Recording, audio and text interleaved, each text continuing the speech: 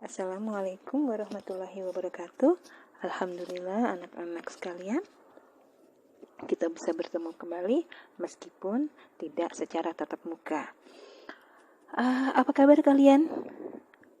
Semoga selalu dalam keadaan sehat sehingga bisa tetap belajar dan tetap semangat. Baik, masih sama. Hari ini kita masih belajar tentang tema hidup rukun, masih juga subtema hidup rukun di rumah. Pembelajaran yang kedua, kelas 2. Baik. Ini ayah Nina bersama Nina. Bilang ayah Nina, "Nina, kemari sebentar. Ini ayah bawakan buku untukmu." "Terima kasih ayah, Nina akan membacanya segera." "Oh, ini buku Nina dari ayahnya. Perhatikan sampul bukunya. Ada gambar burung Garuda. Garuda Pancasila adalah lambang negara Indonesia. Di dada burung Garuda ada perisai, terdapat perisai. Pada perisai terdapat 5 simbol Pancasila. Apa aja itu simbol yang ada di perisai burung Garuda Pancasila? Mari kita lihat. Yang pertama adalah sila pertama, simbolnya bergambar bintang. Berbunyi ketuhanan yang Maha Esa. Sila kedua, simbolnya bergambar rantai emas. Berbunyi kemanusiaan yang adil dan beradab. Sila ketiga, simbolnya bergambar pohon beringin. Bunyinya Persatuan Indonesia. Sila keempat, simbolnya bergambar kepala banteng.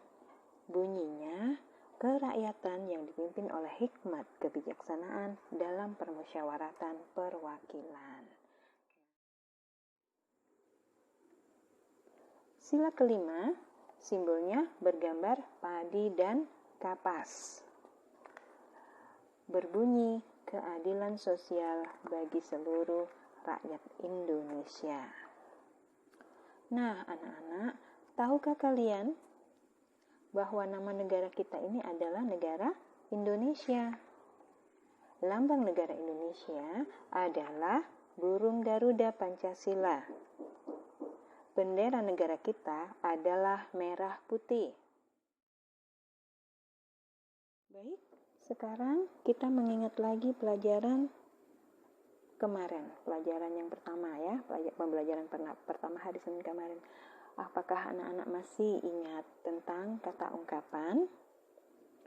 Apa sih yang dimaksud kata ungkapan? Ungkapan adalah gabungan kata yang memiliki arti lainnya atau berbeda. Masih ingat kata ungkapan yang kita pelajari pada pembelajaran pertama? Masih ingat kata ungkapan yang kita pelajari pada pembelajaran pertama kemarin? Ya, di situ ada anak buah, buah karya, buah tangan, buah hati. Nah, sekarang mari kita baca percakapan berikut, lalu temukan kata ungkapannya. Ini percakapan antara Nina dan Faris.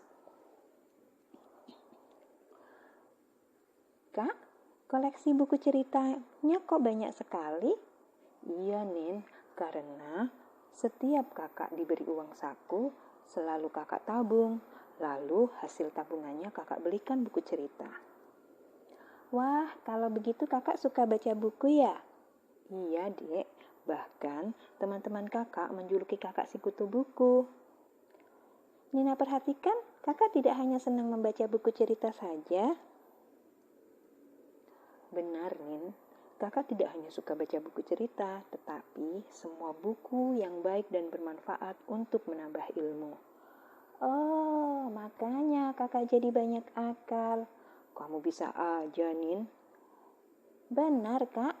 Nina lihat, meskipun kakak pintar, tapi kakak selalu rendah hati terhadap teman. Kakak juga tidak tinggi hati." "Memangnya kamu paham tentang arti rendah hati dan tinggi hati itu, Nin? Tahu lah, Kak. Rendah hati itu artinya baik, tidak sombong. Sedangkan tinggi hati itu artinya sombong. Hebat kamu, Nin. Kalau begitu, kamu juga anak yang banyak akal alias pintar. Terima kasih pujiannya, Kak. Nah, anak soleh dan soleha, setelah kalian membaca percakapan di atas, tugas kalian adalah mencari kata ungkapan pada percakapan di atas, tentunya dengan bantuan pendamping belajar kalian di rumah, kemudian cari artinya. Video bisa kita pause dulu untuk mencari kata ungkapan pada percakapan. Bagaimana? Apakah kalian kesulitan mencari kata ungkapan pada teks tadi? Kutu buku. Apakah artinya kutu buku? Kutu buku itu kutu yang ada di dalam buku? Bukan, ya. Kutu buku itu artinya orang yang gemar membaca. Di situ ada juga banyak akal. Memangnya akal bisa dilihat jadi banyak? Tentu tidak. Banyak akal itu artinya pintar. Kemudian rendah hati. Rendah hati, hatinya di bawah. Tidak, rendah hati itu artinya tidak sombong. Tinggi hati, hatinya di atas. Bukan. Tinggi hati itu lawan kata dari rendah hati. Kalau rendah hati tidak sombong, berarti tinggi hati adalah sombong. Tentu anak-anak tidak boleh tinggi hati. Meskipun anak-anak memiliki kelebihan dari orang lain. Baiklah anak soleh dan soleha, kita cukupkan belajar hari ini. Jangan lupa, sholat 5 waktu. Ya. Jangan lupa sholat 5 waktu, karena sholat 5 waktu itu penting sekali. Dan membantu orang tua. Oke?